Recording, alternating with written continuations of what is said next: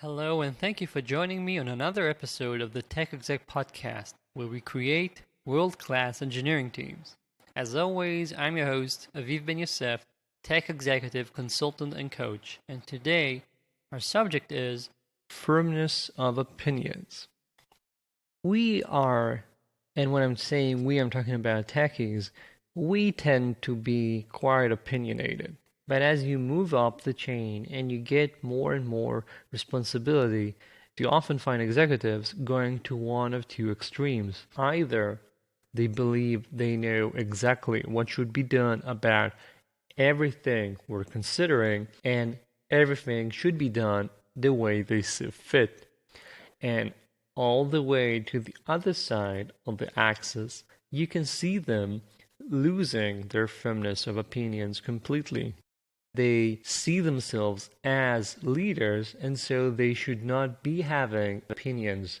Everything needs to be done by consensus. They always ask people to bring in whatever they are thinking about, and to an extreme, that results usually in decisions being changed too often, and that is not a good thing to be doing.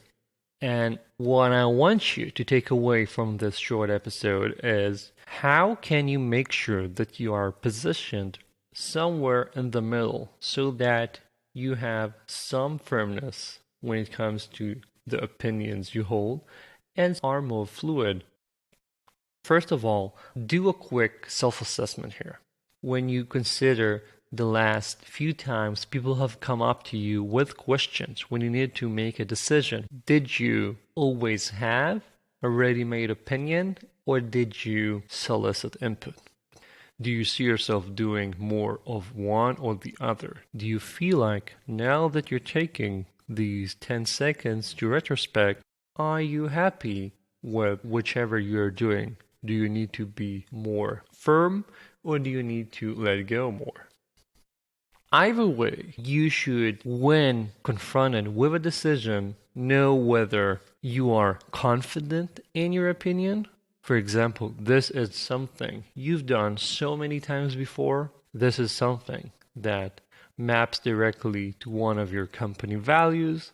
This is something that is important for you strategically, and so you have a firm opinion here. You know what should be done, you're confident of it, and then your mode of operation should be communicating your opinion and making it known so that people understand where you're coming from and why this is something that's important to you. If you do not have this confident opinion, then you should let go of the confidence of a specific opinion and be confident of the fact that you don't know something. At least you don't know all of it, and should be accepting and soliciting feedback.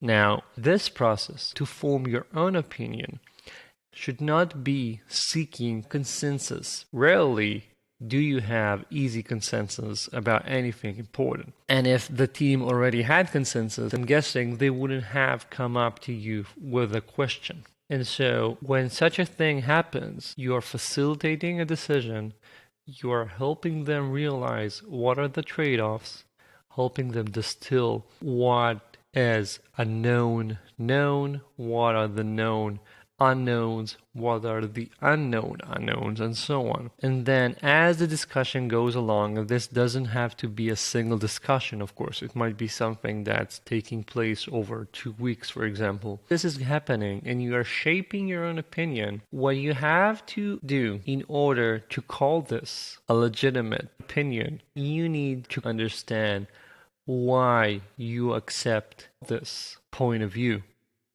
I hate when coaching executives, hearing them say, when I ask them, what were the reasons behind it? Why did you decide that? What I'm getting are blank stares.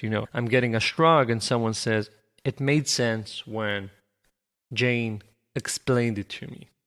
If you are taking charge of a decision, you are making it, you need to also own the opinion. You need to know what are the different trade-offs. Why are you choosing that? Because it is up to you to communicate it and make sure everyone are aligned later.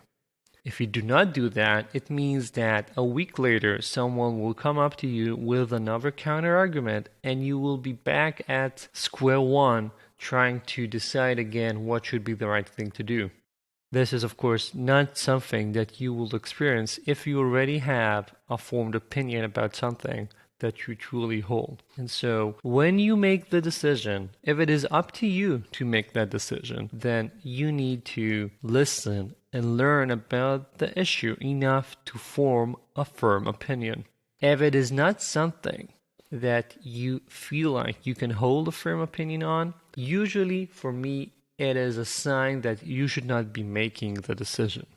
Either that decision belongs at a lower level, one of your managers, the one that has the most stakes involved, should be doing it, or you should be involving a peer or someone higher up to make the decision. The exception, of course, is that if you notice that you never make the decision, you're always waffling, never doing, then you have a different issue and you should be talking to a coach. My email is in the show notes. But do make sure that you get firm opinions when you make a decision. It's okay to walk into the door without having one and accepting that this is a situation where you should be learning and only then deciding. But when you do that, when you're making the call, you should be doing it only having formed a real opinion.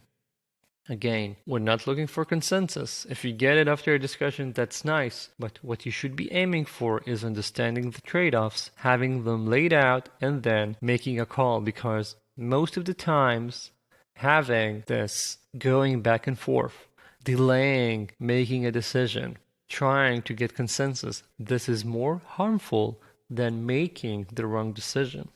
Spending so much attention and time without actually deciding on anything is bad. And this applies to the vast majority of decisions you're going to be making. So get on it. If you have a firm opinion and it is your scope, then go ahead and do what you think is right. If you do not, solicit the inputs and then form the firm opinion. That's it for this week. Thank you for joining me as always. If you haven't yet, subscribe to the best newsletter for tech executives online. The link is in the show notes. Thank you and talk soon.